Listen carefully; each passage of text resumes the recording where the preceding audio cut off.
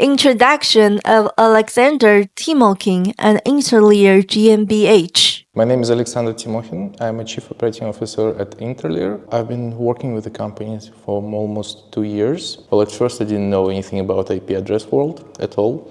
I was working in a totally different sector and government. My last place of work before joining the company was Brussels. I was working for the British government. And then my partner, well, my future partner, Alexei, invited me to join this business, and I did. I started as financial manager at InterLIR, and after 6 months, I started to run the company. So now, well, since that, I have been CEO of the company. How do you decide to transfer from the British government to the IP world? Honestly, it was something new for me. I didn't know anything. I didn't have any prior knowledge about the IP world. As I stated, I was not a profound, but I wouldn't call myself an IT guy or techie before that. I decided to go back to Berlin, and I was looking for a job, and then Alexei came to me and said, "Hey, you want to join us? You want to try this out?" I wasn't so certain about this, but at first my tasks were merely management, so financing of the company, financial duties. So it was very clear to me what I should be doing. The only question was, what the hell are we doing? In terms of what is the IP address marketplace? What is the IP addresses? Do they worth things? Yes, so it was something new, but honestly, I think it turned out great, and I'm really happy that I've been part of this team for so long. Most of my employees at the company right now, most of them don't have technical background or IT background. Like the one who is sitting here with us in the room, he used to study world politics. He was supposed to be a diplomat, but he changed the careers, and that's what I see in our industry, that you don't have to have a formal education on that subject. If you want, you can figure it out yourself. Can you provide an overview of InterLIR GmbH and the primary services you offer in the IPv4 and IPv6 address marketplace? InterLIR is a marketplace solution, and the company is based in Germany, and it was developed in Germany as the technology. InterLIR's main focus is automated leasing, so it is an automated leasing platform. We also do the sales, but it's not our primary focus of the business. I would say the scope of our services grows every month. It was natural that we started doing something which is related to the IPs. For example, auditing. We do the management of the resources, and we help companies with consulting, because some of them don't know that they have a valuable asset which they can use. That's what I like about our business. We're not just brokerage company. I never call us brokers, because we have an automated leasing platform which works separately, and also there are other services we provide. They're not brokerage. I actually don't use the term customers. We only have partners at InterLIR. How does your company differentiate itself from other competitors in the market? Trustworthiness, because we are based in Germany. It was actually the idea to set up the company in Germany. We wanted to give the German quality to the IP marketplace. Since we are located in Germany, we have to be very obliged to the German laws, which are very strict. Sometimes, I'm not going to lie to you, even I have been living in Germany for years now, I think almost 5. But sometimes even for me, I think I'm like, oh my God, why we said yes, exactly. But this is the trustworthiness.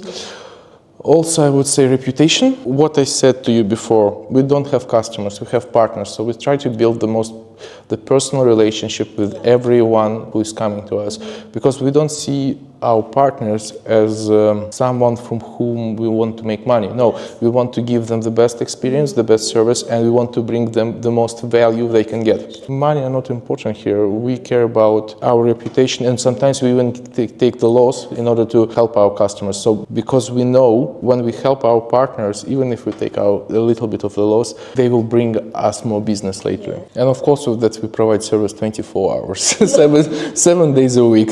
But some of my employees don't like that. I can imagine that they hate me. We have different shifts, and we actually employ people from all around the world, because it's also different time zones, and our customers, partners, they're located everywhere, almost everywhere, except for some countries. In order to provide the service 24 hours, 7 days a week, we have to hire people from all around the world, and we have the multinational. quite similar to our company. So we have staff in London and China and also Malaysia sometimes to serve people in different time zones. Yeah, Yeah. that's a great approach. Yeah. And that's actually one of the advantages of modernization and the globalization of the market. Because of the internet and everything that has been happening for the last couple of years, and especially the pandemic showed that you can actually set up the work from almost anywhere in the world, which is actually interesting for me with this generation of people, the younger generation. We used to, as a managers, we used to think that we had to make everyone come at the office at 9 o'clock or 8 o'clock so we could be like all together.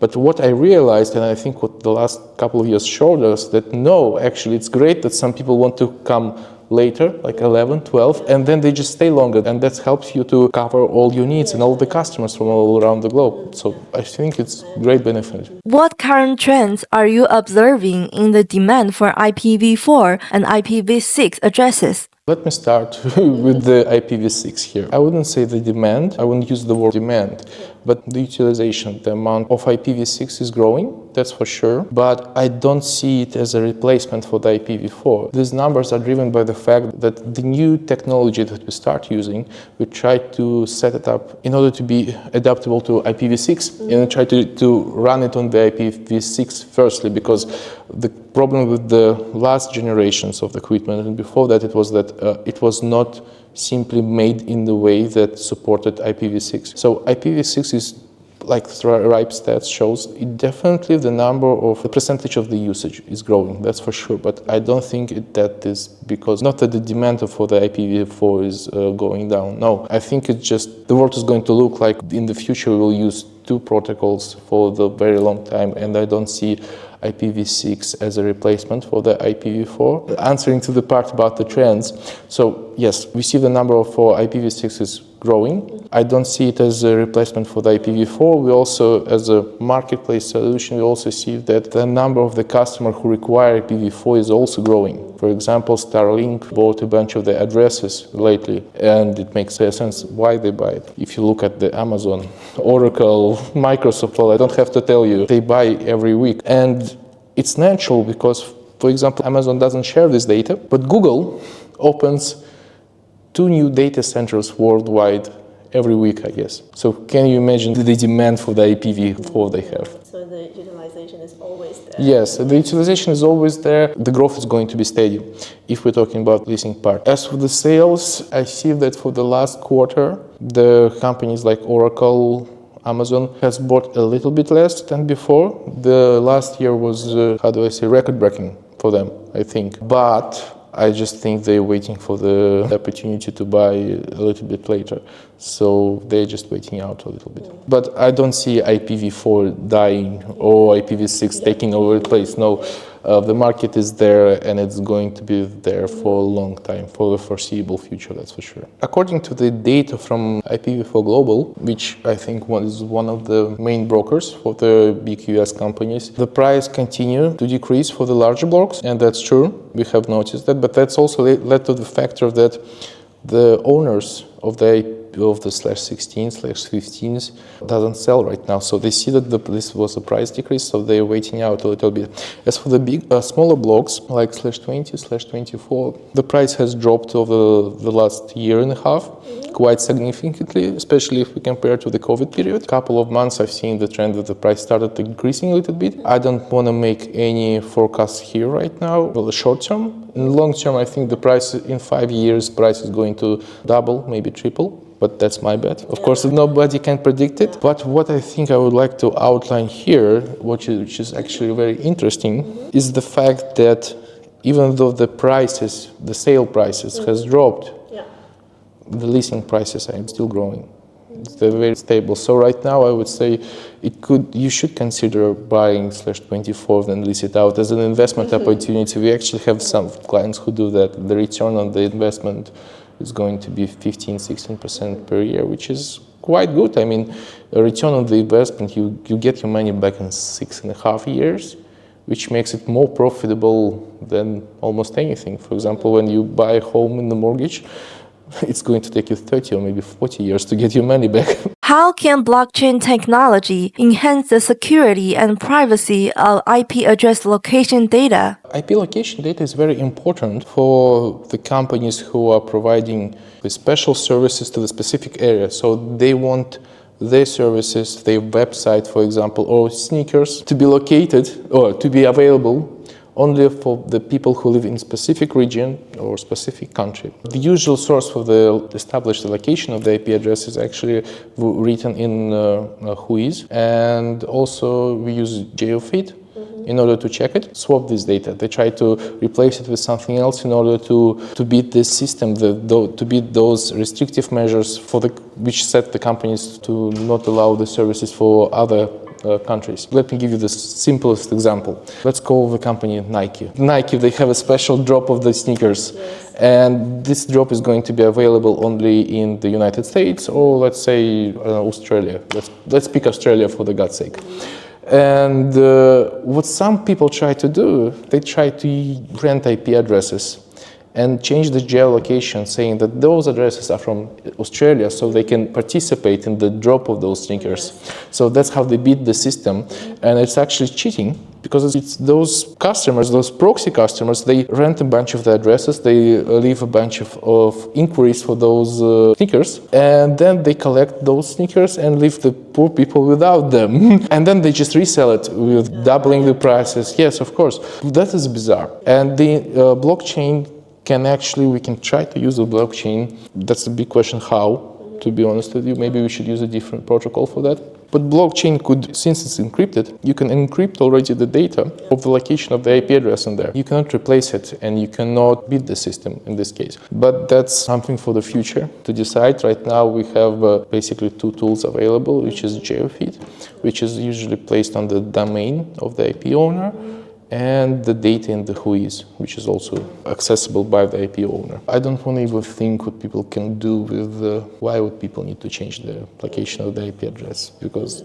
there is some shady business that could be done with that as well. The sneakers, which I mentioned, is like, well, it's nothing compared to the real damage which can be done. How IP brokers will be impacted if blockchain is used in the future? That depends on the amount of the address space which we will have. It depends on which encryption we're going to use. But honestly, with you, I think we actually have our own, it's like a draft proposal for the protocol, which is called IPv6. And it's based on the blockchain, and it actually solves a lot of the problems. One of the big advantages of the blockchain, actually, which Hank mentioned in his interview, is decentralization. That's very important, and the blockchain would basically solve this problem of the centralized system right now, which we have. And decentralization is the key for the future, I believe. And using the blockchain, we can solve all the security issues which we currently have. The same with the location, which we talked about in the last piece. I honestly think with the blockchain, we could solve other problems that are brought up, for example, by centralized system. For example, like you cannot transfer IP resources for 2 years after the allocation. I still don't understand why it's a stupid restriction. The world with the blockchain looks much better than the current state that we have. Of course, there are a lot of challenges with that, and I think it's going to take a lot of work to replace any of the existing protocols, because to be fair, IPv6 was with us for almost 15 years now, maybe even more, I'm not sure, and it hasn't replaced IPv4, so if we try to introduce another protocol, it's going to be very challenging, but also I like challenges. We will see what happens. I remember your question, so what will happen with the brokers? Yes. I'm not trying to avoid this question.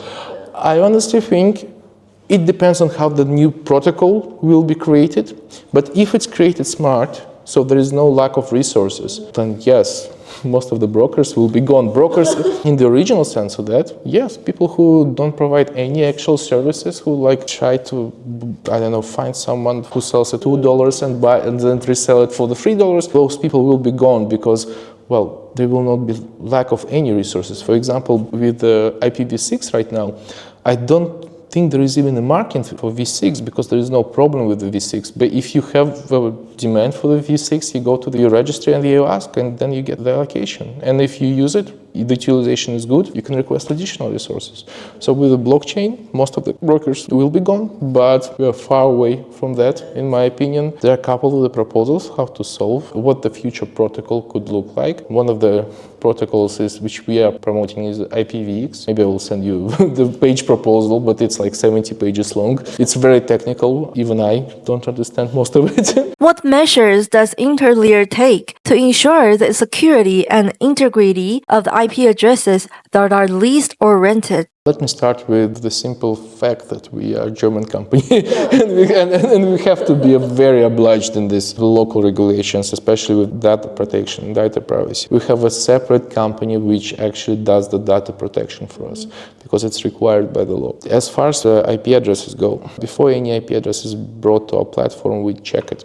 We check the company which owns the IP address, from which region, is it blacklisted, was it ever blacklisted, what reputation it has, and if everything is fine, we let it through. And then we have an anti-abuse management, which is actually automated. We check every IP address, we monitor it constantly in live. We try to, as best as we can, to eliminate on every potential harmful partner or client. So if somebody on the client side doesn't pass our KYB procedures, we just don't let them to rent any IP space. And also we do various sorts of reputations checks for which ISN is going to be used, etc. It's a long process. Most of my colleagues are actually enjoying it.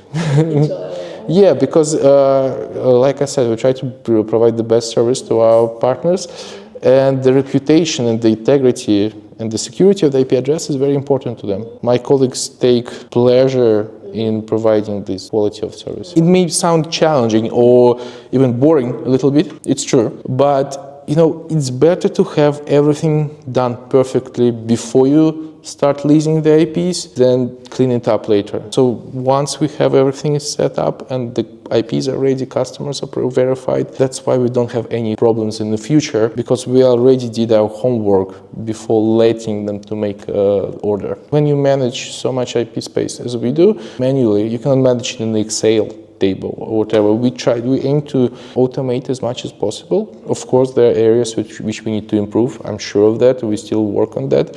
But we try to also avoid manual work. We try to make everything automated. What opportunities do you see for growth and innovation in IP address leasing market, and what are InterLIR's plans for future expansion? The future plans of the company is to establish presence in every part of the world. We actually set up a subsidiary company in the United States. We want to be present in Hong Kong as well. Yes, we're looking at that right now. And maybe we will open a company in Singapore as well. But that's about the expansion of the InterLIR. We want to have presence in all major regions. But as part of the improvement and the innovation, I have a list on my phone which we have every day. What problems we have to fix every week and what improvements we have to do. Because our platform is growing, it's developing every day. Sometimes we get new customers who say, owners of the IP space, who come to say and suggest ideas to us. Because, for example, the problem of fragmentation, some of the brokers or competitors have fragmented the IP resources of the owners, and now it's a big problem, and we want to have an automated system that stops fragmentation, for example. Automated setting up the RPKI, roads, etc. It's all done, and it's very important, but we keep on improving it. So innovation in terms of automation is our key priority. Also, we experiment with using AI. Of course, but I don't think it's something new. Everybody tries to do it. We do use AI right now, for example, for the customer support sometimes. We have done plenty of research of the most frequent asked questions. What people usually look at our website. What help they would like to get. We try to use the AI for that, but what I also found out that some people prefer to speak to human being, and I get it as well. So AI is also working with us a little bit. If you want to automate something, it's a lot of work and you have to spend also money on that. Even if you have money, you're not guaranteed that you're going to deliver. So it's also about experience of your workers, your developers. What other ideas you like to share with your viewers? That's a very broad question. And I think some of my ideas cannot be said publicly at least. But to be honest with you, I would like to see more cooperation from the tech communities. We have to work closer together in order to bring the brighter future. The current situation which I'm facing, especially at the RIPE NCC, is worrying me, because they try to increase the contributions every year. And during the last meeting in Rotterdam, I think it was a year ago, we all voted no. And this year they also tried to raise the contributions of the parties, and I just don't see it right. I'm worried about the developments in the countries, like the sovereignization of the internet, what they call, like they want to not to be part of the global community. This frightens me a little bit, because internet was created in order to bring people together and not to put them further apart. These are the challenges that we're seeing right now, and this is the developments that should be addressed. And they could be addressed only jointly by the community itself.